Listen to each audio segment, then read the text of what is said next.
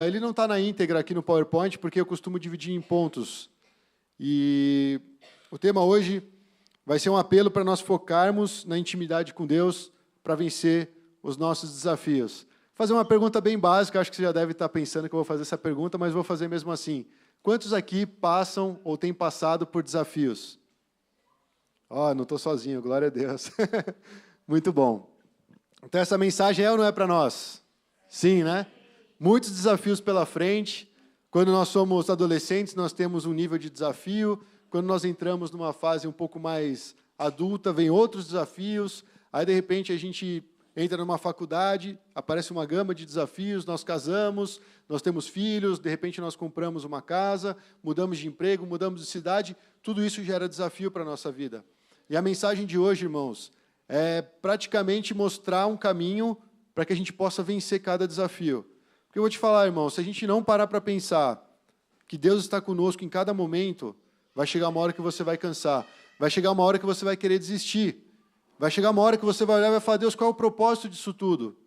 E muitos ficam no caminho. Mas a mensagem hoje é para te encorajar, irmãos, a buscar uma intimidade especial com Deus. Eu espero que Deus fale ao seu coração. Eu oro para que o Espírito Santo venha ministrar na nossa vida. E é interessante, quando a gente trabalha a mensagem para o final de semana, Deus ele sempre trabalha de uma forma especial no nosso coração. Porque a gente não tem que só juntar um monte de versículo e vir aqui falar.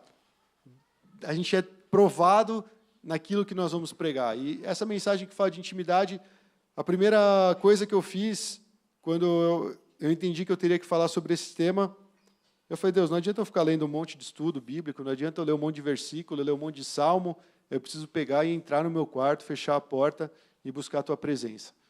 É isso que nós precisamos fazer, irmãos. Isso é uma arte que o cristão tem abandonado. E eu te digo que é a partir daí que pode vir a queda de muitos. A gente abandona o principal, que é o nosso tempo de intimidade com o nosso Senhor. Então, talvez, em alguns momentos, eu não sei se isso vai acontecer, mas eu posso falar um pouco mais pesado. Mas isso é uma mensagem para despertar a gente, para realmente focar nisso que é o mais importante. E tem horas que nós vamos falar da palavra de Deus para realmente ela aquecer o nosso coração, para a gente ter ânimo, para a gente realmente ver que isso é importante para cada um de nós. E, na verdade, é isso que a gente vai levar para a vida eterna, irmãos, o quanto você conhece de Deus. Ele não vai querer saber quantos cultos você frequentou. Ele não vai querer saber o quanto você deu de dízimo. Isso tudo são coisas que a gente vai cumprindo na nossa vida. Mas o quanto a gente conhece Ele em intimidade, é isso que vai importar no final das contas. Porque isso aqui vai direcionar a nossa vida, vai direcionar nossos princípios, vai direcionar nossos valores, vai direcionar o caminho que nós estamos seguindo. Então nós precisamos urgentemente resgatar o valor que tem em estar a sós com Deus. É fácil estar a sós hoje em dia? Não. Muita multidão, muito ruído, muitas pessoas, muitos eventos, muitas demandas, e quando a gente vai ver, a gente tem o mínimo para compartilhar com Deus. Isso aqui, na verdade, nada mais é, irmãos, do que fazer um apelo no mesmo sentido que o pastor fez, honrar a Deus. O foco, basicamente, foi com os recursos, com aquilo que Ele nos deu, com as nossas finanças, cumprindo a sua palavra, esperando nele. Mas se você pegar para parar e falar de focar em intimidade, Deus está exigindo o que da gente? O nosso tempo.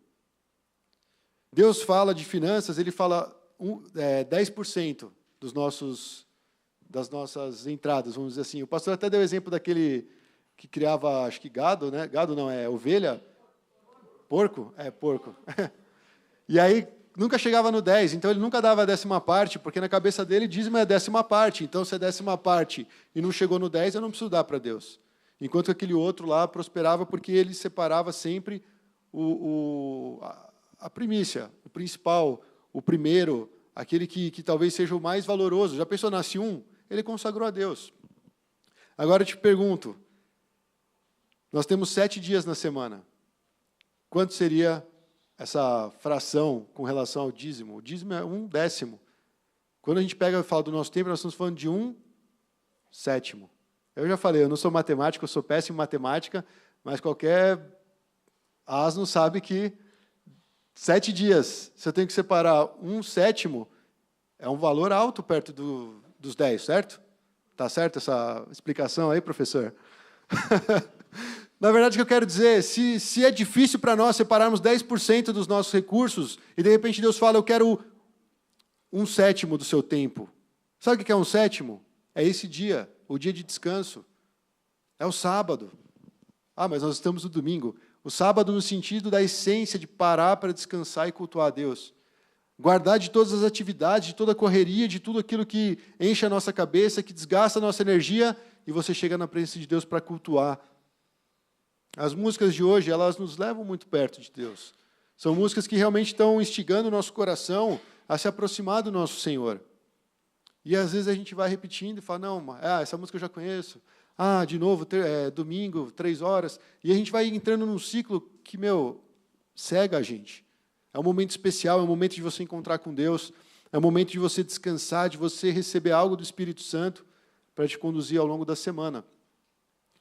E é engraçado como a igreja moderna, ela começa a arranjar mais atividade no domingo, no sábado, no descanso, porque a gente começa a botar tantas coisas nas nossas agendas, e quando a gente vai ver, a gente nem acordou e entrou na presença de Deus.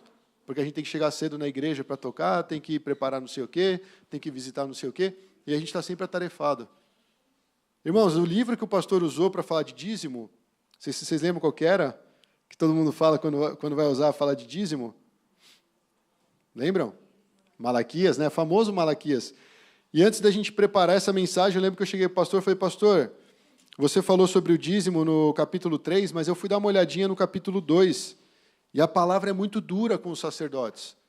Porque ele fala assim, eu fiz uma aliança com Levi, uma aliança que gerasse vida e paz, e vocês quebraram essa aliança. Ele está falando do sacerdócio. Ele está falando de um princípio que Deus deu para nós, como sacerdotes, e que a gente foi abandonando. E aí depois você vai ver mais para frente, existem outras reclamações, vamos dizer assim, de Deus. Ele fala sobre o relacionamento do marido com a mulher, com a esposa, e fala, vocês também estão quebrando essa aliança. E ele começa a falar várias coisas que não vai bem para o povo de Deus. E eu te falo, esse aqui é o último profeta do Antigo Testamento. Deus se calou, e depois de muitos e muitos anos, apareceu João Batista, e Jesus também veio à Terra para dar continuidade ao plano de Deus. Mas por esse intervalo aqui, que na minha Bíblia está assim, uma página em branco e o Novo Testamento, Deus parou de falar com o seu povo. Deus ficou em silêncio. É como se ele falasse, ó quantas páginas aqui eu já falei com vocês, e vocês não mudaram. Agora também siga o seu curso. E graças a Deus por Jesus Cristo, porque antigamente ele falava pelos profetas, hoje ele fala pelo seu Filho. E é exatamente em Jesus que nós podemos ouvir Deus demonstrando o seu amor, o seu cuidado, o seu zelo, a sua misericórdia, derramando a sua bondade, perdoando os nossos pecados, tudo por causa de Jesus. E aí, de repente, a gente acha que a gente está vivendo uma fase tão boa quanto o dos israelitas. Mas, na verdade, está faltando esse tempo de intimidade com Deus. O povo pecava por falta de conhecimento. Agora, eu te pergunto, o que você acha que é conhecimento? Os caras viviam na sinagoga. Os caras viviam no culto, os caras viviam dando os dízimos, os caras viviam praticando a lei, os caras viviam fazendo tudo aquilo que parecia ser certo. E Deus falou, meu povo perece por falta de conhecimento. Não me conhecem. A gente conhece tudo a respeito da Bíblia, a gente conhece tudo a respeito da doutrina cristã, a gente conhece tudo a respeito do faça isso, não faça aquilo. Mas quando vai parar e falar do nosso Deus, quanto nós temos de intimidade com Ele para falar dele? E aí eu te pergunto, não é só uma questão de falar de Deus, mas é uma questão de andar seguro no meio das adversidades. O mundo está louco, gente. Os cristãos estão pior ainda, se você for parar para pensar. As coisas que têm acontecido no meio da igreja, muitas vezes, deixam a gente desnorteado. Cristão que você tem que falar, leia a Bíblia. Cara, o cara é cristão, a primeira coisa, ele deveria amar a palavra de Deus. Ô cristão, você precisa orar. Cara, não precisa falar isso para um cara que é cristão, que nasceu de novo. É a sede do coração dele. Ô irmão, você precisa dar dízimo. Cara, isso aí não precisa falar para um cara que ama a Deus. Irmão, não deixe de congregar. É algo que a gente não deveria falar, mas a própria Bíblia foi lá e tinha um mestre, ou tinha alguém ensinando, falando, não faça isso, porque muitos têm feito. Então eu te falo, a igreja ela é problemática desde lá de trás. Mas quando eu falo igreja, irmãos, eu não estou querendo ofender a noiva de Jesus. Eu estou falando de um apanhado de gente que, de repente, se simpatizou com o Evangelho e quer andar em conformidade com a palavra de Deus sem conhecer a palavra de Deus. E aí a gente tem que sondar o nosso coração. Nós vamos ler o Salmo 143, irmãos. E o que me despertou nesse salmo, o que me chamou muita atenção, é a forma como Davi lida com as situações. É a forma como ele fala com Deus. É a forma como ele entende que Deus é aquele que tem uma solução para o seu problema, para o seu desafio. E, de repente, você lê esse salmo, irmão, se você tiver com o coração muito aberto, com a sua mente muito atenta, talvez você vai ter vergonha das suas orações. Porque você fala, eu não consigo orar para Deus como esse cara orou. E a gente olha para Davi e fala, o Davi adulterou, o Davi era homicida, o Davi causou uma confusão. Quando ele foi morrer lá, estava prestes a morrer, ele mandou matar um monte de gente, mandou executar juízo sobre várias pessoas. Mas ele era um cara que temia a Deus. Ele é um cara que conhecia o Senhor. E ele teve muitos desafios, irmãos. Imagina, você, de repente, é um jovem universitário, você se vê cheio de problemas. Ele era um rei. Ele tinha que defender terras, ele tinha que defender seu povo, ele tinha que suprir seu povo, ele tinha que administrar todo aquele rebanho de Deus. Ele era um profeta, ele era um sacerdote, ele era um rei, ele era alguém que estava ali para cuidar do seu povo. Então a responsabilidade dele era muito grande, mas ele recorria a Deus. Isso aqui não é uma oração, não é um salmo para você decorar e ficar orando só lendo ele, mas para você entender os princípios e falar, Senhor, eu quero ter essa intimidade que o Davi tinha com você. Eu desejo orar como esse cara ora. Eu quero conhecer o Senhor nessa intimidade. Porque, na verdade, irmãos, se você olhar toda a história do cristianismo, todo mundo que realmente conheceu Jesus, eles não abriam mão disso por nada.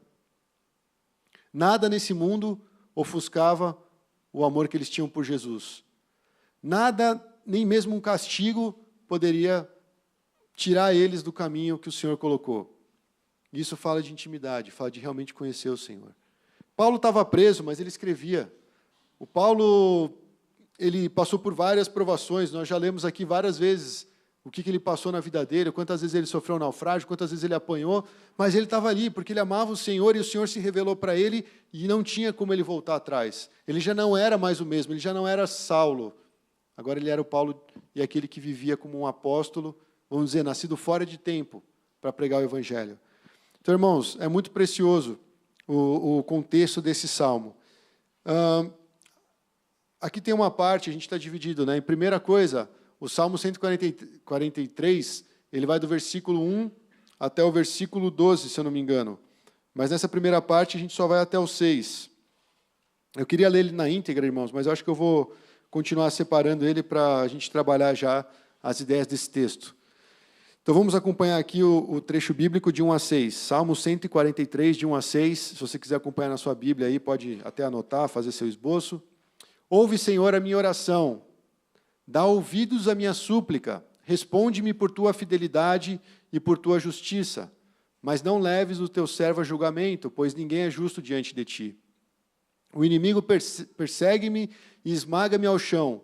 Ele me faz morar nas trevas, como os que há muito morreram. O meu espírito se desanima, o meu coração está em pânico, e eu me recordo dos tempos antigos, medito em todas as tuas obras e considero o que as tuas mãos têm feito. Estendo as minhas mãos para ti, como a terra árida, tenho sede de ti. Amém? Primeira coisa, irmãos, quando nós temos um desafio na nossa vida, o curso comum de um cristão, daquele que conhece a Deus, é se chegar diante de Deus e apresentar a sua causa ao Senhor. Eu não sei se você faz isso, irmãos, mas é muito comum hoje em dia a gente recorrer às pessoas. É muito comum, muitas vezes, a gente recorrer até mesmo ao nosso entendimento, à nossa força, e querer resolver as coisas do nosso jeito. Mas aqui você vê ele numa situação onde ele fala de inimigos. Você vê ele clamando desesperadamente por Deus, falando, Deus, me ajuda. E ele está realmente numa encrenca muito grande aqui. E aí, isso vai ser um exemplo para nós, irmãos, de como nós devemos lidar quando aparece um desafio na nossa vida.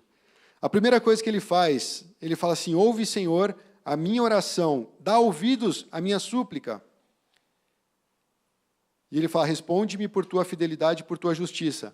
Isso acontece ao longo de todos os livros de Salmo. Eles usam algo chamado paralelismo. Eles pegam a mesma ideia e repetem. E parece que, pelo que eu entendo do hebraico, né, o pouco que eu entendo, quase nada, eles não estão nem aí para a rima. O negócio deles é a forma rítmica de falar e de cantar, como foi lá o retiro com o pastor Bonney. Pode ficar tranquilo, eu não vou recitar aqui ou chamar. Eu estou sem o que passe, senão eu até faria isso. Mas ele fala desse paralelismo, ó, presta atenção, ele fala, ouve, Senhor, a minha oração. Em seguida ele fala, dá ouvidos à minha súplica. Ouve, Senhor, e dá ouvidos é a mesma coisa. A minha oração e a minha súplica é a mesma coisa, mas ele repete essa ideia. Várias vezes, quando você estiver lendo o Salmo, você vai ver essa repetição de ideias. É para fixar, é para falar, realmente, eu preciso que o Senhor me ouça. Eu estou me achegando a Ti, Deus, porque eu preciso que o Senhor ouça a minha causa. E depois ele fala algo muito interessante, me responde por causa da Tua fidelidade e da Tua justiça. Ele sabia que ele não era justo. Ele sabia que ele dependia da resposta de Deus pelo fato de quem Deus é. Então, quando nós nos achegamos a Deus no meio de um desafio, no meio de uma dificuldade, ou desesperado, a gente viu, ele falou, meu coração está em pânico. Hoje em dia tem crise de pânico. Naquela época não era diagnosticado dessa forma, mas imagina como é que estava o coração de Davi para fazer essa oração. Então ele chega, Senhor, por causa da Tua justiça, ele apela para quem Deus é. A primeira coisa para a gente entrar em intimidade com Deus, apresenta a sua causa ao Senhor e recorra a Ele, não porque você é bom, mas porque Ele é justo e Ele vai ouvir a tua súplica. Eu vejo que isso, irmãos, ele continua, fala assim, ó, não leves o teu servo a julgamento, pois ninguém é justo diante de ti. Ninguém é justo diante de Deus. Esse é o coração do Davi, é um coração de humildade na presença de Deus. Senhor, eu me aproximo porque o Senhor é justo. Eu não sou justo.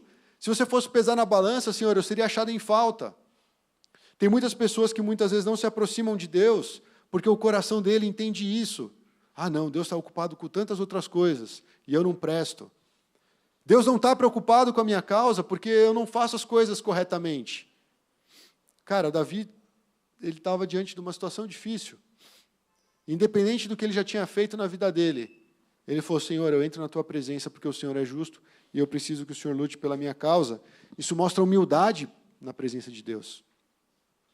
Você não vê Davi aqui declarando, em nome de Jesus eu declaro que todos os meus inimigos vão bater retirada, porque eu sou justo diante de Deus. Cara, ele volta completamente para Deus. É um coração realmente humilde, e é pela misericórdia e graça de Deus que nós podemos nos achegar a Ele. Lembra que nós falamos, Jesus abriu um novo caminho, para a gente entrar pela fé com ousadia no Santo dos Santos, para a gente clamar quando a gente precisa de algo. E eu não estou falando que você precisa assim, preciso de um carro, eu vou entrar com ousadia no Santo dos Santos para clamar a Deus pela justiça dele. Não, eu estou falando por causa da nossa miséria humana, por causa do nosso coração egoísta, por causa dos pecados que a gente carrega, por causa das dificuldades que nós não conseguimos vencer.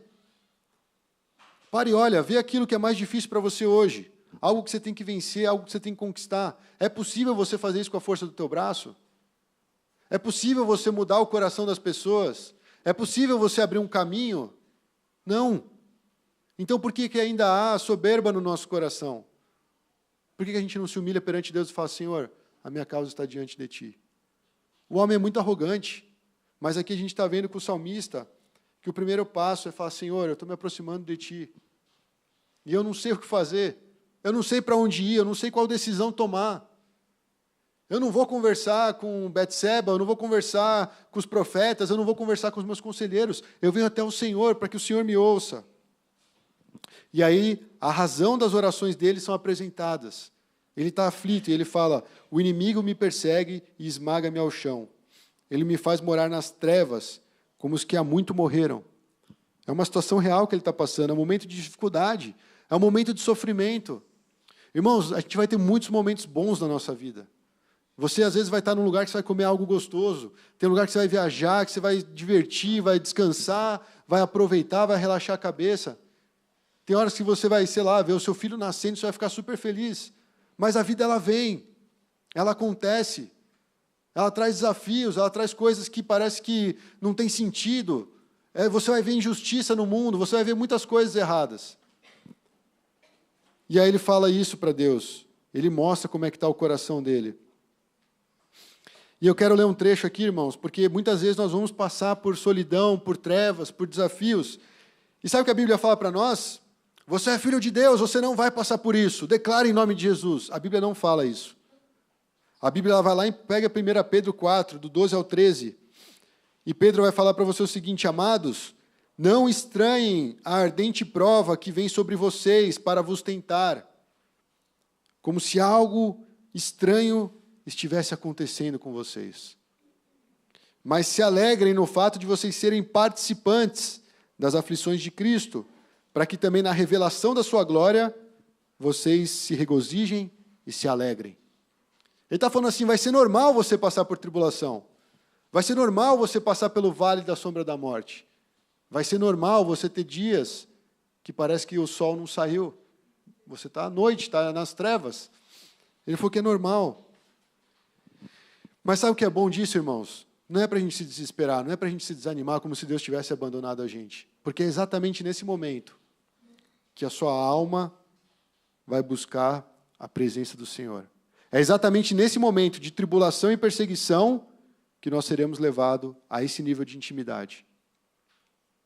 Ah, Deus, por que eu não posso ficar comendo algodão doce, pulando no pula-pula, até que o Senhor venha? Uma vida feliz, uma vida alegre, uma vida... tudo, sabe aquele mundo cor-de-rosa?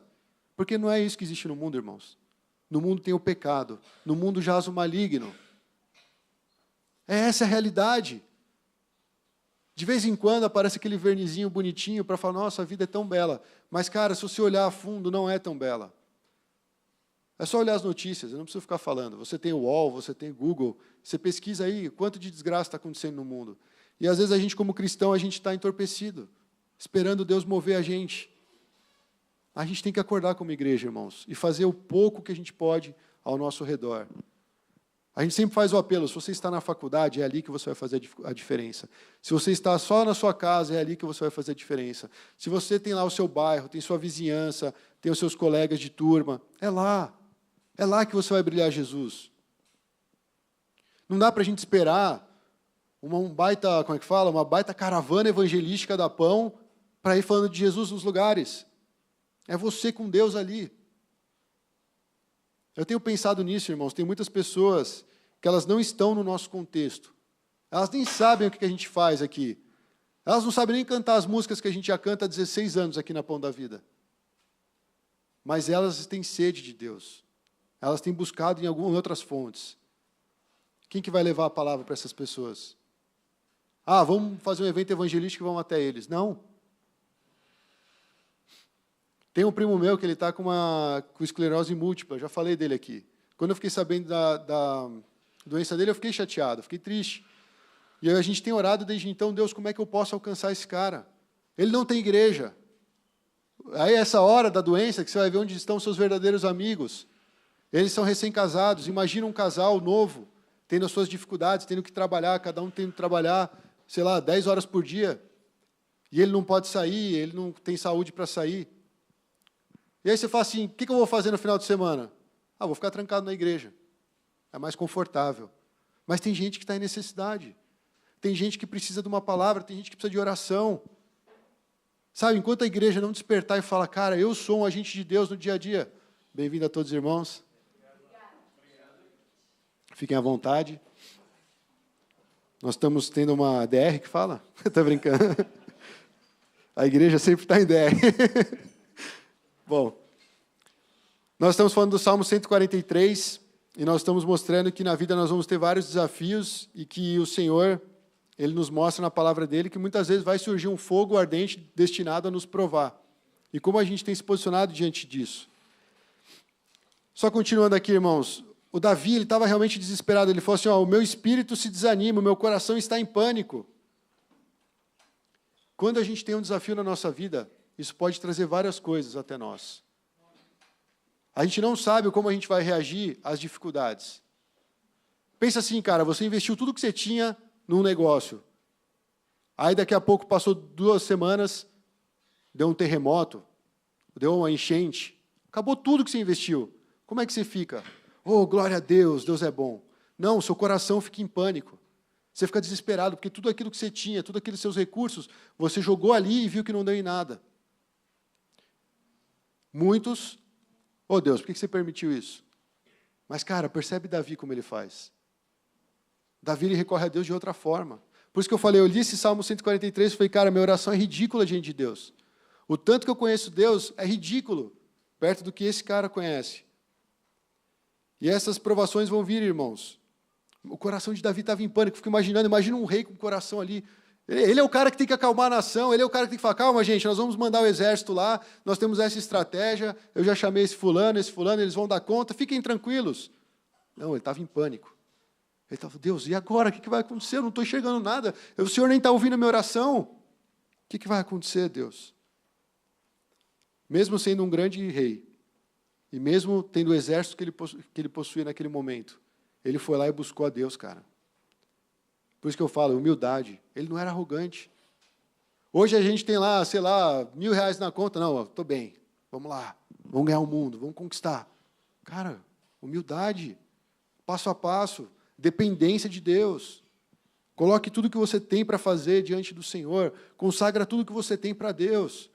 Fala, Senhor, cuida das minhas coisas, cuida das minhas preocupações, cuida da minha família, cuida desse cara aqui que ele não quer aceitar Jesus de jeito nenhum. E vai trabalhando isso, irmãos, mas você vai trabalhar isso junto com Deus, recorrendo a Deus, não buscando pelo seu próprio mérito, pelo seu próprio esforço. Agora vem uma parte muito interessante do Salmo. Ele fala assim, eu me recordo dos tempos antigos e eu medito em todas as suas obras e considero o que as suas mãos têm feito. Estendo as minhas mãos para ti e como a terra árida tenho sede de ti. E aí vem uma pausa, o famoso selá nos Salmos. Ele fala, eu me recordo, eu medito, eu considero. O Davi não está olhando para trás saudoso. Nossa, como Deus era bom. Mas ele recorre ao passado e fala assim, caramba, Deus já fez isso. Então por que meu coração está em pânico? Nossa, Deus tem feito isso. Então por que eu estou abatido? Ele não ficou que nem a mulher de Ló, olhou para trás e ficou congelada lá. A minha tendência, irmãos, é batata. A gente estava conversando, a Jane foi lá em casa, né? E aí você começa a falar das coisas. Normalmente o que traz sofrimento, o que traz dificuldade, são coisas que ficaram no passado, que a gente não consegue lidar.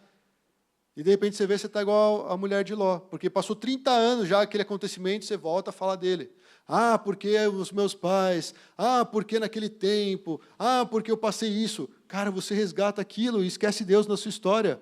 Mas Davi está falando, Deus, eu olho para trás, eu me recordo dos tempos antigos, e eu fico meditando na tua obra, naquilo que o Senhor fez, na tua ação em meu favor. Ele recorre ao poder de Deus, irmãos. Ele não olha para Deus como se fosse um Deus apático, desculpa, um Deus retardado, um Deus inativo. Ele fala, Deus, o Senhor fez e o Senhor tem feito coisas na minha vida. E por isso que ele medita, ele vai ruminando aquilo na mente dele, para aquilo gerar uma confiança que ele está precisando naquele momento. Você consegue se identificar com Davi nesse ponto, irmão? Você consegue ver, talvez, que no seu tempo de intimidade com Deus, talvez tenha que ter um pouco mais de entrega, um pouco mais de conhecimento de quem Deus é? Cara, a gente pode ser transformado na presença de Deus. Mas tem que ter essa humildade, tem que ter essa busca, tem que ter esse coração disposto. Ele olha para trás, ele considera não só o que Deus fez, mas também o caráter de Deus e quem Deus é. Isso é o mais importante, irmãos. Porque muitos cristãos hoje, eles olham Deus como se ele fosse um cara que tinha que ter uma performance. Ô Deus, você não atingiu sua meta de bênçãos esse mês. Ô Deus, você não está ouvindo minha oração. Eu vou jejuar, agora o Senhor vai ouvir. A postura é diferente. É diferente. E ele vem aqui e fala assim, Deus, eu sei quem o Senhor é. Eu sei o que o Senhor fez, eu sei o que o Senhor pode fazer. Eu quero colocar o Senhor na frente nessa situação. Ele conhece o Deus ao qual ele serve. Você conhece o seu Deus, irmão? Eu vou falar a verdade com muita vergonha. Às vezes eu acho que eu não conheço Deus como eu deveria. Porque eu entro nos pânicos, igual o Davi aqui, e aí eu começo a criticar as pessoas, começo a criticar as estruturas, começo a criticar o tempo, começo a criticar tudo. Mas eu não olho assim e falo, Deus, eu que sou um vacilão. Eu quero me arrepender. Eu quero ser transformado, eu quero mudar. Quantas vezes Deus te livrou, irmãos? Quantas vezes Deus trouxe um refrigério para a sua alma? Você vai falar assim, não lembro. Aí eu vou te falar, você nunca entrou na presença de Deus. E falo isso sem dó. Porque quando você entra na presença de Deus e você se entrega, você experimenta algo de Deus, cara. Aqui na reunião de oração é interessante, né? Às vezes a gente tem um momento assim, a gente fala, vamos compartilhar o que Deus fez. E aí fica aquele silêncio, né? E é só, caramba, será que Deus não falou nada? Aí levantam aqui e fala. Aí depois passou tantos dias, veio a dirigente de louvor, não, Deus falou pra caramba. A gente entende, o ser humano é meio complicado, ele vai devagarinho, às vezes ele não quer se expor muito, Mas Deus fala. A Bíblia fala, hora de um modo, hora de outro. Deus está falando em todo momento conosco. Às vezes a gente está, Deus, fala, eu quero ouvir sua voz, e Deus está ali, tem a palavra de Deus na sua frente, falando exatamente o que você precisa ouvir. Às vezes numa pregação, às vezes numa situação, às vezes um discernimento de espírito, Deus está te mostrando. A gente tem que estar ligado, irmãos, porque Deus está ativo. Quando eu li o Antigo Testamento, eu falava, pô, Deus, os caras só falam que Deus abriu o Mar Vermelho, ele recorre lá atrás, né? Mas o Mar Vermelho já passou, cara, tem outras coisas aqui acontecendo. Mas ele sempre fala, povo, eu tirei vocês do Egito. É uma lembrança, fala, eu tirei vocês do Egito. Vocês estavam na escravidão, vocês não tinham condição nenhuma, vocês estavam sofrendo, vocês estavam passando uma dificuldade. E eu pude livrar. Por que agora vocês não creem que eu posso? A gente não quer pensar muitas vezes nessa ação de Deus, porque isso cala e cessa a nossa murmuração e a nossa reclamação para Deus. Então amadureça. Olhe para quem Deus é, saiba quem Ele é, para enfrentar os seus desafios. O versículo 6 ele termina com uma pausa, chama Selá. E aqui a gente vai ver uma certa mudança de atitude de Davi. Eu fui pesquisar um pouquinho sobre esse Selá, né? O Salmo ele é um livro musical, vamos dizer assim, são composições.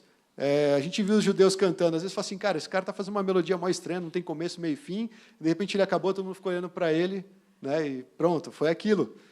E eu estava vendo uma pregação de um rabino messiânico, e ele falando assim, ele estava pregando, igual eu estou pregando para vocês, daqui a pouco vamos ler o texto bíblico. Começava a falar assim, caramba, parece que o cara está falando em línguas, né? Tá, de fato, está falando em hebraico. E aí, de repente, ele começa a ler o texto em português, em inglês, no caso. E eu falei, nossa, não tem sentido, parece que não tem começo, meio e fim. A gente fala assim, quando o chinês está conversando, parece que eles estão brigando. Aí é uma sensação assim, o hebreu está lendo o negócio, parece que não começou, não acabou, você fala, para onde que vai isso? Mas, de repente, você vê lá uma pausa. E todo mundo que é músico aqui sabe, pausa também é música. Não é verdade? Ou eu estou errado, eu estou inventando isso? Cara, a música, ela pode estar rolando, mas quando tem uma pausa, opa, peraí, chamou a atenção. É exatamente isso que a pausa quer fazer. E na tradução do Antigo Testamento, o Antigo Testamento ele não foi escrito em grego, mas foi feita uma tradução para o grego do Antigo Testamento. E essa palavra para traduzir o selá, foi usada uma palavra que significa intervalo, mas também mudança de tom. Então ele está assim, Deus, está um inferno, está tudo ruim, está podre, mas ouve minha oração. De repente, selá, mudança de tom. Próxima página.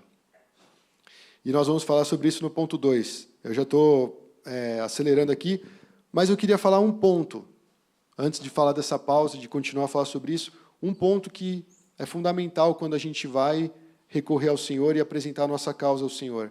Essa intimidade, irmãos. 1 João 5, do 14 ao 15, fala, essa é a confiança que temos ao nos aproximarmos de Deus. Se pedirmos alguma coisa de acordo com a sua vontade, Ele nos ouve.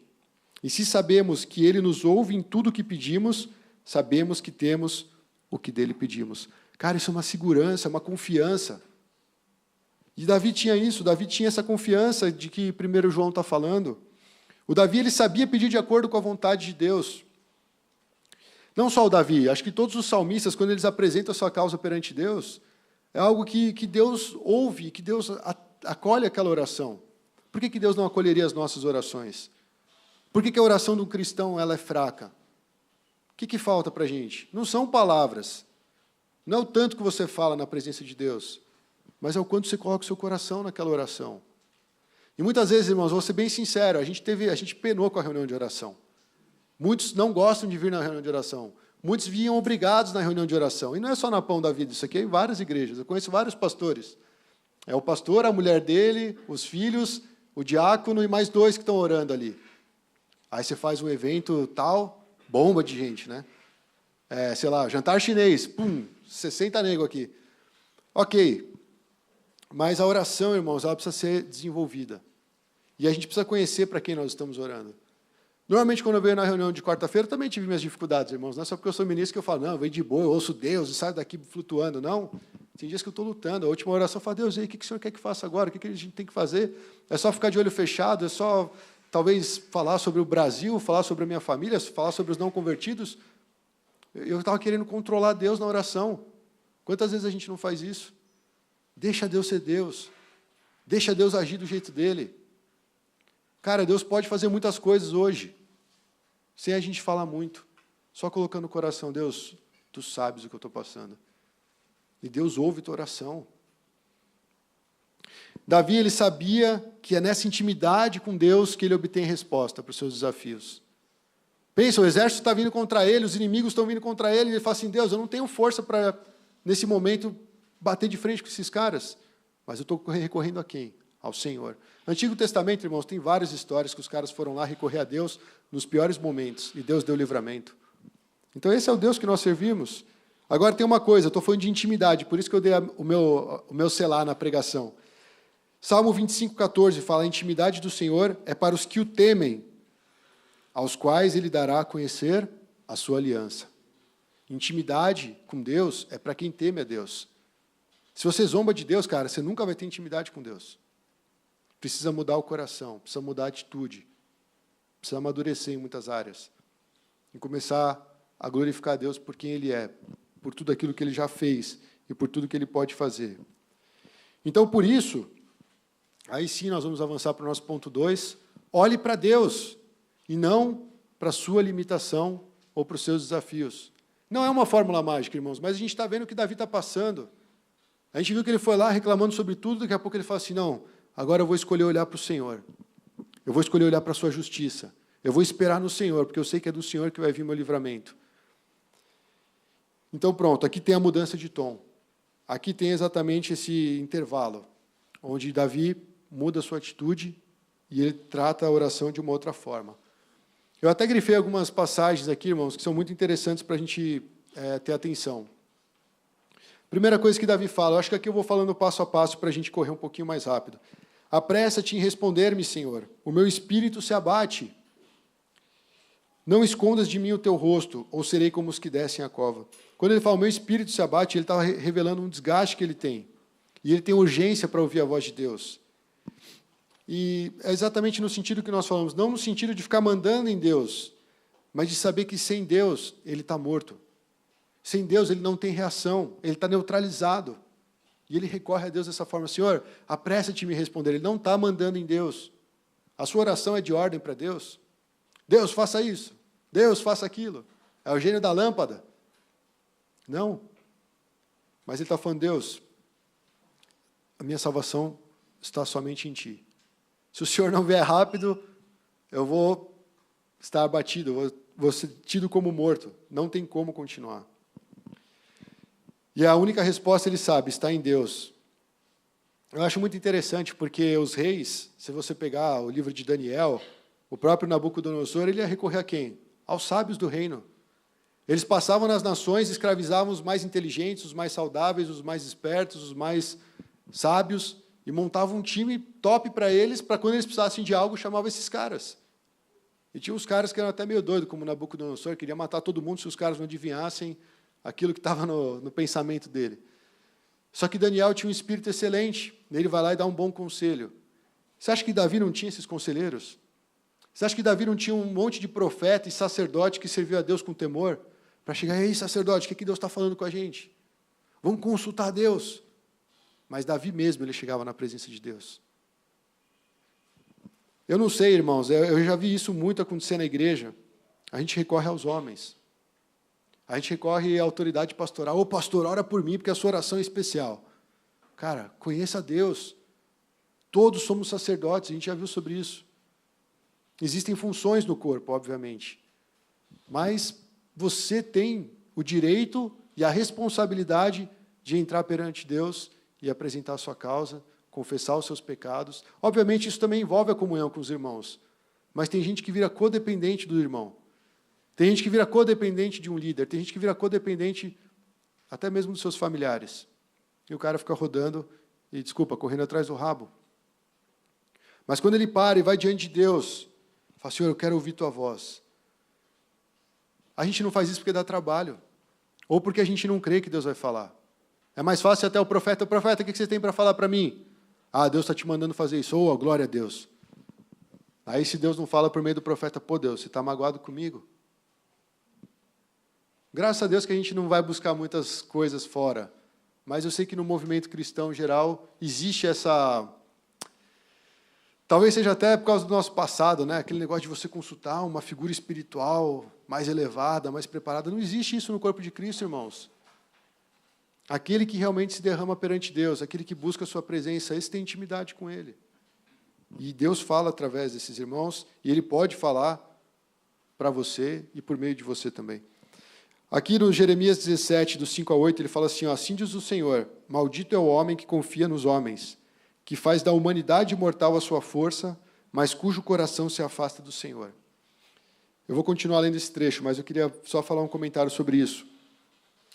Ele fala, maldito o homem que confia nos homens. A gente cita esse versículo como se parece assim, ó, nenhum homem presta, eu não vou confiar em ninguém. Se fosse isso que a Bíblia está falando, não haveria a questão de você congregar, a questão de você compartilhar a sua vida, de você edificar o corpo. Mas o que ele está dizendo aqui é a outra parte, mas cujo coração se afasta do Senhor. Você deixa Deus para ouvir os homens. Você deixa Deus para ouvir as pessoas, para ouvir a opinião pública. Você quer ter like no seu Facebook, você não está nem aí com Deus. Você quer o aplauso das pessoas. Isso que está condenando aqui. Ele fala, ele será como um arbusto no deserto. Não verá quando vier algum bem. Habitará nos lugares áridos do deserto, numa terra salgada, onde não vive ninguém. Ele está falando de solidão. Mas não no sentido das pessoas, porque esse cara está recorrendo às pessoas. Mas é de não sentir a presença de Deus. Você foi tanto atrás das outras coisas, é praticamente uma idolatria. Você parou de ouvir Deus. E ele está falando, a vida vai ser como um deserto. Agora, presta atenção no seguinte, mas bendito é o homem cuja confiança está no Senhor, cuja confiança nele está. Ele será como uma árvore plantada junto às águas e que estende as suas raízes para o ribeiro. Ela não temerá quando chegar o calor, porque as suas folhas estão sempre verdes. Não ficará ansiosa no ano da seca, nem deixará de dar fruto. Ele está falando de uma árvore que está plantada no lugar certo, que tem fonte, que tem de onde extrair o seu alimento. Esse é o homem que teme ao Senhor, que confia no Senhor e que busca o Senhor. Eu peguei esse trecho de Jeremias 17, dos 5 a 8, para ilustrar que Davi teve esse coração. Ele foi perante Deus porque ele sabe que era o único que podia resolver seu problema.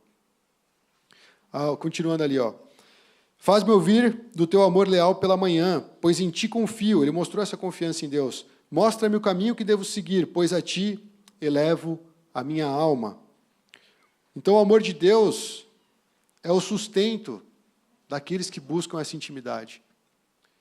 Cara, não tem como você buscar Deus e esperar que Deus só está lá te abençoando. Deus não é o seu pai rico que, pai, me dá uma mesada, está aqui, filho. Ô, pai, preciso comprar um carro, está aqui, filho. Ô, pai, paga minha faculdade, está aqui, filho. Deus não é isso. Deus não é isso, irmãos. Porque o nosso relacionamento com Deus vai se basear no quanto a gente ama a Deus e do quanto a gente conhece o quanto Ele nos ama. E é exatamente isso que fala, faz-me ouvir do teu amor leal pela manhã.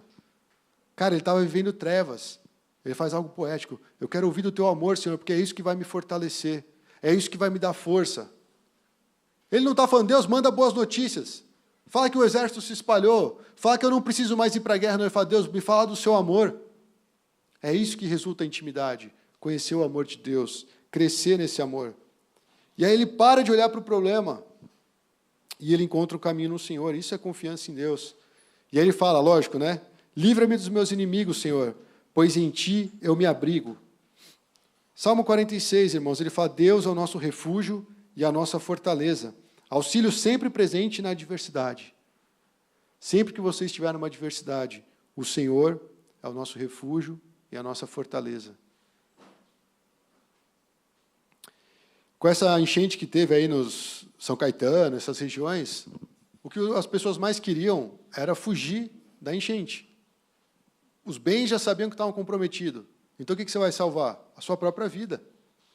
Não tem como você puxar seu carro de uma enchente. E eles buscavam os lugares mais altos. Eles esperavam o bombeiro desesperadamente, eles precisavam de um resgate. E Davi está fazendo exatamente isso. Ele olha a situação e fala, cara, só tem um refúgio, só tem um lugar que eu possa correr. E é para ti, Deus. Agora, quantos de nós realmente temos essa atitude para o Senhor? Deus, eu estou recorrendo ao Senhor, só o Senhor pode me ajudar. Eu estou me escondendo em ti. Fortaleza é exatamente algo que vai te proteger. Você corre para a fortaleza para ter uma barreira que impeça os inimigos de chegarem até você. Então, quando a gente fala, Deus é minha fortaleza, é exatamente isso. Está vindo o caos contra a minha vida. Como dizem, está vindo um levante contra a minha vida, mas eu estou aqui aguardando em Deus, buscando o Senhor, querendo sentir o teu amor, querendo realmente que o Senhor mostre o seu caminho. Deus tem todo o poder para nos livrar, irmãos. O problema é que às vezes a gente não passa por tantas tribulações, né? Às vezes as nossas tribulações são fruto do nosso próprio egoísmo. E aí fica uma coisa cíclica que não tem sentido. Eu não sei se vocês sabem, teve um ciclone aí em Moçambique que, cara, matou muita gente. Existem muitos trabalhos missionários acontecendo lá. Agora eu te pergunto, quantos de nós paramos para orar por esse povo? Ah, mas não saiu na Globo. Ah, não viu o hashtag lá no Instagram? Cara, a gente está seguindo o mundo. A gente está andando no mesmo passo que eles. A gente se importa com o que eles se importam.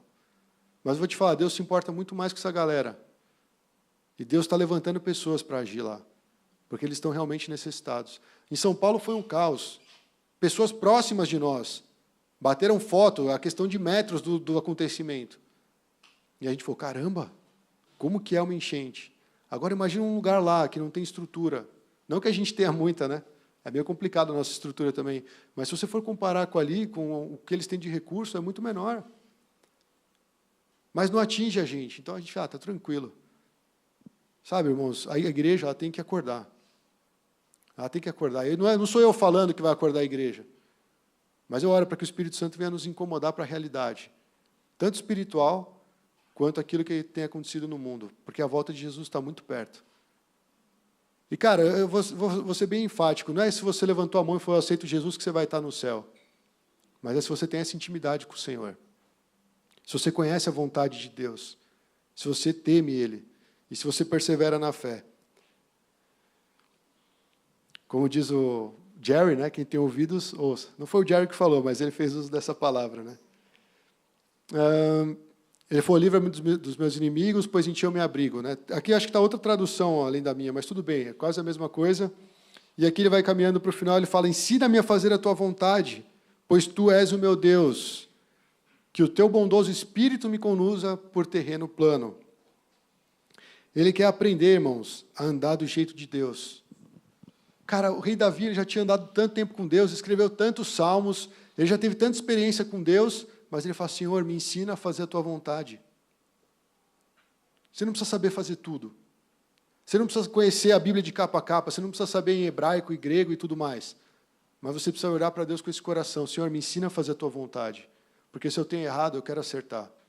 Se eu estou indo para um rumo que não é legal, eu quero me arrepender e seguir no seu caminho. Isso aqui também mostra, irmãos, que ensina-me a fazer a tua vontade, e você fala, Senhor, eu não quero ir para o meu caminho. Eu não quero fazer a minha vontade. Eu não quero andar de acordo com aquilo que eu vejo, com aquilo que eu entendo. É mais ou menos assim, você tem uma decisão racional para ser feita. Você tem 2 empregos na sua frente, um vai te dar 10 vezes mais, e o outro você vai ganhar 10 vezes menos, mas nesse 10 vezes menos você tem o final de semana livre para adorar a Deus, para abençoar pessoas, para se envolver em projetos que envolvam o próximo. E aí você fala assim, cara, eu vou ganhar 10 vezes mais. Tudo bem, eu vou ter que trabalhar de domingo a domingo, mas não tem problema, eu vou ganhar 10 vezes mais, eu posso ajudar mais as pessoas. Esse é o racional. Agora você para e fala, Senhor, qual que é a tua vontade? Aí fala, filho, vai naquele outro. Aí você tem que orar, Senhor, ensina-me a fazer a tua vontade, porque aqui é 10 vezes mais. E aí o seu coração fica inclinado para fazer a vontade de Deus. É um exemplo, não sei se vai acontecer isso com você, mas várias vezes nós vamos ser colocados em situações assim. O Ló foi colocado nessa situação, o pastor citou ele. O Ló é oportunista, ele viu a terra bonitona, ela falou, não, é essa terra que eu vou. Cheguei até aqui com Abraão, me dei bem, já fiquei rico, agora meu tio ele é mais experiente, ele conhece Deus, ele que vai para outro canto. Escolheu a melhor parte, segundo os seus olhos, segundo o seu entendimento. E aí se deu mal, a gente sabe a história. Apesar que ele era um homem justo, né? Fala que ele orava por causa daquele povo, que ele sofria por causa daquilo tudo que ele via naquela cidade, mas ainda assim os olhos dele enganaram ele. E talvez porque ele não tivesse a intimidade com Deus que ele deveria ter naquele ponto. Você tem intimidade suficiente com Deus para tomar a decisão certa? Para recorrer a Ele, sabendo que o caminho dele é melhor que o seu? Essa intimidade, irmãos, é para renovar a nossa visão a respeito de Deus e a respeito do caminho que Deus tem para nós. Se não me engano, Isaías 55 fala: os meus caminhos são maiores que os seus, os meus pensamentos são muito mais altos que os seus. Deus está afirmando isso para nós, mas a gente teima em fazer aquilo segundo a nossa ótica, segundo aquilo que a gente já sabe e segundo aquilo que é garantia para a gente.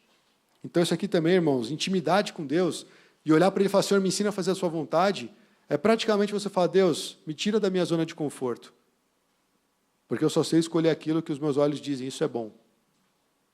Ou eu só sei fazer aquilo que eu já estou acostumado a fazer. Então, se lança por fé, irmãos. Isso aqui muda também, não só a nossa ótica a respeito de Deus, mas muda a nossa fé, muda a forma como nós vamos reagir aos desafios. Todo mundo gosta de falar do copo, né? Meio cheio, meio vazio e tal. É uma questão de ótica. Tem gente que é pessimista, né? Os 12 espias, cara, eu fico com raiva desses caras, até não dos 12, de 10. Eles olharam e falaram: não, a terra não, pelo amor de Deus, nós vamos morrer lá. Os 10 caras falando para todo o povo: não dá. E os outros 2 falaram: como não dá? Deus falou que a gente vai entrar, a terra é boa. 2 contra 10, cara, não dá. E a multidão começou a chorar, a reclamar e não sei o quê. E aí foi feito estrago, irmãos, porque era uma ótica diferente. Não tinha essa intimidade para falar. Cara, o Caleb tinha. Ele falou: meu, Deus falou que a gente vai, nós vamos conquistar, e nós vamos entrar, e nós vamos adiante. E o cara ainda ficou até os 80 e poucos anos para falar: não, Deus ainda tem o ânimo para tomar essa terra. Eu já ia mandar todo mundo para o inferno, sei lá. Mas ainda bem que não era eu que estava naquela situação, senão a terra ia me comer também lá, eu ia perecer no deserto. Mas, graças a Deus que tem esses exemplos de fé, irmãos. Essa intimidade muda a nossa fé, irmãos. Por isso que eu falo: busque Deus. E a gente tem que incentivar uns aos outros. Porque tem hora que realmente dá vontade de chutar o balde. Mas você tem um irmão que vai lá no teu pé e fala: cara, você veio até aqui. Olha o quanto você já cresceu. Eu já passei isso com você. Aguenta mais um pouco, vamos junto, nós somos um exército. É isso que a gente precisa, irmãos. Não é cobrança. Ou você, por que você não está vindo? Ou por que você não deu? Ou por que você não fez? Ou por que você tocou? Por que você não tocou? É diferente. A gente precisa amadurecer nesse ponto também, irmãos. Outra coisa que é muito bonita, que ele falou assim: ó, o teu bondoso espírito me conduza por terreno plano. Para quem gosta de corrida, a melhor coisa é correr no plano. Eu lembro que eu fazia a corrida lá do Pão de Açúcar, chegava, eu não sei porquê, eu já falei isso, sempre distribuíam, a gente fazia revezamento, e eu sempre pegava a subida da Rubem Berta. Eu falava: maldito quem fez essa escala, né? Porque eu sempre caio na subida da Rubem Berta. Se olha assim, não parece nada. Para vocês não tem graça, né? É uma coisa inclinadinha assim, mas para mim é tipo a Brigadeiro. Aí eu olhava assim e falei: cara, não está tão íngreme, mas por que eu estou sofrendo aqui? Você vai quase parando, você chega lá no final, você não consegue mais dar um passo. Eu falei: não, a próxima vez eu vou ficar do outro lado, que eu só desço, né? E aí ele fala assim: cara, o Espírito Santo vai conduzir você por um terreno plano.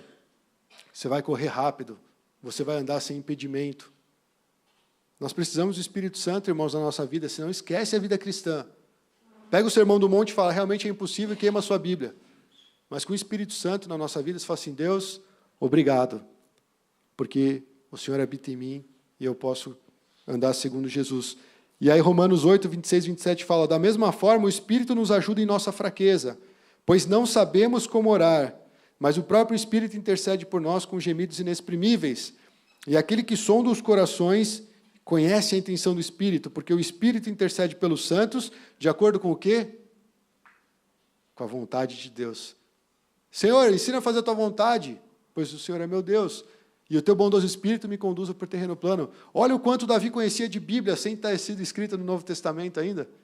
Ele já falava coisas que estão no coração de Deus. Falou: Deus, eu sei que quando o Senhor revelar a tua vontade, eu vou caminhar, eu vou sair de onde eu estou travado. Mas me ensina a ver na sua ótica. Paulo enxergou na ótica de Deus, ele estava preso, mas ele escrevia as cartas. Ele falou: não importa, mano, quem está pregando aí, eu sei que se eu estou preso ou não, a palavra está sendo pregada e anunciada, é isso que importa. Cara, imagina que frustração, você é um apóstolo, você curou enfermos, você pregou em tantos lugares, de repente você está num cubículo. Aí você fala: Deus, que miséria, foi para isso que o Senhor me chamou? Mas ele estava lá, esperando em Deus, tentando entender a vontade de Deus. E ele deixou esse resultado para nós.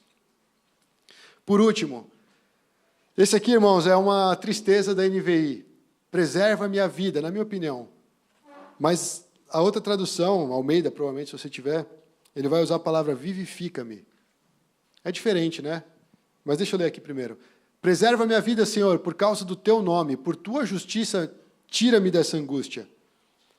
E aí a NVI, ela não foi muito feliz porque ela usa a palavra preservar a vida. Preservar é você assim, me livra do mal, não deixe que nenhum mal aconteça.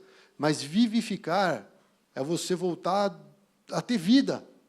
Tipo assim, você percebeu que você perdeu o principal, você perdeu a vida. Você parou de viver, você ficou travado, você ficou neutralizado. E de repente você fala assim, vivifica-me, Senhor. Essa oração é poderosa. Fala, Senhor, eu quero viver, eu quero me lançar, eu quero conhecer, eu quero caminhar. Então vivifica-me. É um sentido muito forte, irmãos.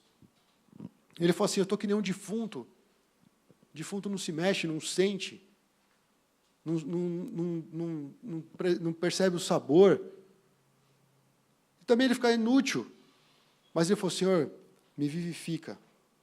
Me vivifica, Senhor, por causa do teu nome e da tua justiça.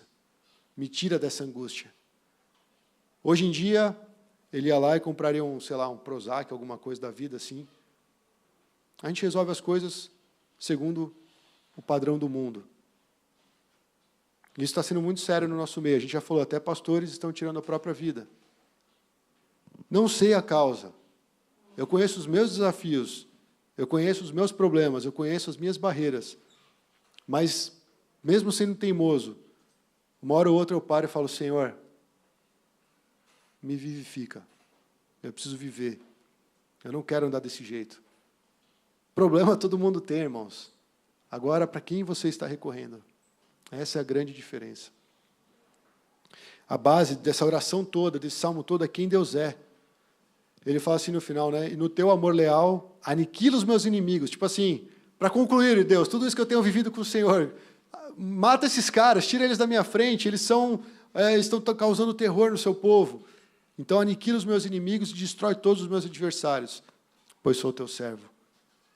Tipo assim, Deus, eu estou do teu lado, me ajuda. É uma oração muito ousada, irmãos, talvez num outro tempo, mas que tem uma aplicação completamente atual para nós. A base é realmente a grandeza de Deus e quem Ele é. Ele fala, por causa da tua justiça, por causa do teu nome, me livra.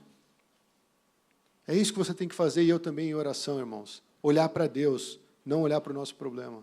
Olhar para quem Deus é e o que Ele pode fazer, não para a nossa limitação, para a nossa fraqueza e para as nossas falhas também. A gente falha demais, irmãos. A gente vacila demais. A gente vacila na comunidade, a gente vacila no momento secreto com Deus, nas nossas decisões, nas palavras que a gente fala. Se você for ficar carregando isso, cara, você vai se dar como derrotado a vida inteira. E você precisa entrar na presença de Deus para falar, Senhor, me vivifica. Eu quero alinhar com o Senhor. Quem alinha com Deus, vence os desafios.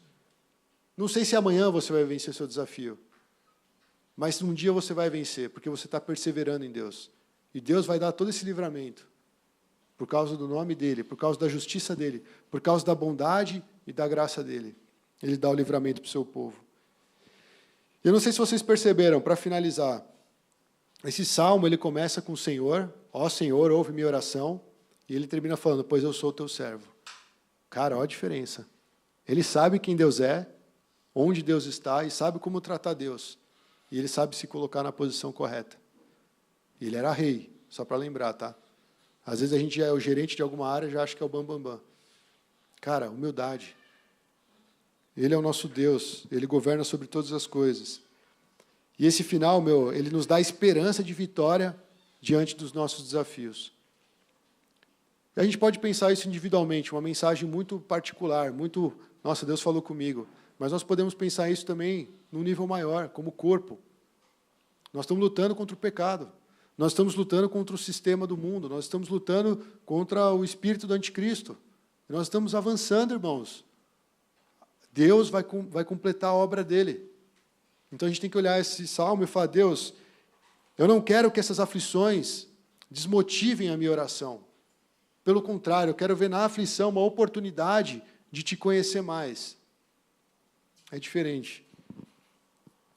E também, irmãos, no meio da adversidade, você parar de olhar para as dificuldades, para os pontos negativos e começar a olhar para o caráter de Deus. Faça isso, irmãos. É tipo a gratidão. Vocês já praticaram a gratidão? A gratidão é o seguinte, você está reclamando de tudo, está tudo ruim, tudo chato, tudo podre, e você fala assim, deixa eu lembrar, o que eu posso agradecer a Deus? Ah, Deus, obrigado porque eu estou vivo, obrigado porque eu tenho o que comer, obrigado porque eu estou vestido, obrigado porque o Senhor colocou uma pessoa na minha vida, obrigado por isso, obrigado por aquilo. Quando você começa a agradecer a Deus, seu pensamento muda completamente. Eu não estou falando de pensamento positivo, não tem nada a ver isso aí. Eu estou falando de Bíblia. Você começa a glorificar a Deus. Você começa a oferecer as suas palavras de gratidão ao Senhor, e isso ele lê como um sacrifício. E você começa a mudar seu posicionamento. Quem reclama, vive na lama. Ó, até rimou, tipo os hebreus, né? Mas, cara, quando você começa a ter gratidão, parece que a sua alma começa a se elevar, porque você começa a falar, peraí, Deus, eu não estou tão ruim assim, eu não estou nesse problema todo que eu estou achando que estou, e o Senhor é maior do que tudo, daqui a pouco você começa a glorificar Deus, cara. E aí isso muda até a nossa postura durante o louvor, sabia? Às vezes a gente espera o quê? Que o ministro de louvor vai começar a dar cambalhota aqui, para a gente começar a se mexer. É alegria na presença de Deus. É você e Deus. Em todo o tempo é você e Deus. Mas que no coletivo soma. Eu não sei vocês vieram aí de um momento tão próximo com Deus. Aí eu fico imaginando, um contaminando o outro, contagiando o outro, né? Não contaminando. Contaminando é quando o cara está mal. Contagiando e fala, meu Deus é bom. Você fala, eu sei que Deus é bom, e começa a pular junto e começa a se alegrar. A igreja deve ser assim. Não importa o desafio, não importa a tribulação. Agora, se cada um buscar no seu quarto, irmãos, a gente não vai ter uma reunião fúnebre, né? Reunião de oração. Senhor, Deus misericordioso, Deus de Abraão, de Jacó. Cara, você vai enrolando para falar, Deus, eu quero que acabe logo essa oração. Falta 2 horas para acabar a reunião de oração, eu tenho que orar um monte de coisa. Mas o coração não está lá intenso. Você pode falar 2 palavras.